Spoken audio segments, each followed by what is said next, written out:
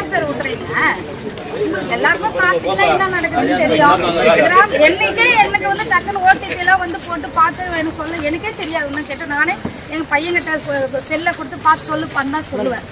எதுக்கு சொல்ற வரேன்னா, நான் ஒரு +2 படிச்சுக்கிறேன், என்னாலே அதை கரெக்டா தெரியாது. நான் உண்மையை ஒத்துக்கிறேன். நான் சொல்லுறேன், இதெல்லாம் கிராமத்து ஜனம், ஏழைப்பட்ட ஜனம், வயசானவங்க வராங்க, அவங்க கிட்ட போய் நீ ஓடிபி சொல்லு, அப்பதான் உனக்கு வந்து கார் போட்டு கொடுத்து கவர்மெண்ட்ல போட்டு ரூல் இருக்கட்டும். நீங்க இருக்கிற நடைமுறையை புரிஞ்சு சில விஷயங்கள் ரிலாக்ஸேஷன் பண்ணி பேஷன்ஸோட உணர்வுகளுக்கு மரியாதை கொடுத்து உடனே முதல்ல அட்டன் பண்ணிடுங்க. அதுக்கப்புறம் இல்லை நாளைக்கு வரும்போது நீ வந்து ஓடிபி எடுத்துட்டு வரணும் அப்படி இப்படி சொல்லி அனுப்புங்க. அதே போல உங்க டீம் கிட்ட நீங்க பேசுங்க. இது வந்து ப்ராக்டிக்கலா சரியா வரல, இதை கண்டிப்பா இந்த சிஸ்டத்தை நம்ம மாற்றி அமைச்சாதான் நம்மளால அங்க பேஷன்ஸை பார்க்க முடியும். இது நாங்க ஒர்க் பண்றவங்க ப்ராப்ளமா இருக்குது. நீங்க தான் உங்க கமிட்டியில எடுத்து சொல்லி உங்க மீட்டிங்ல இதை மாற்றி அமைக்கணும்.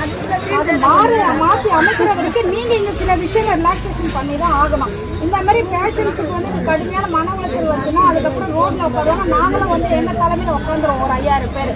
அதனால தயவு செஞ்சு இது உடனே சரி பண்ணுங்க.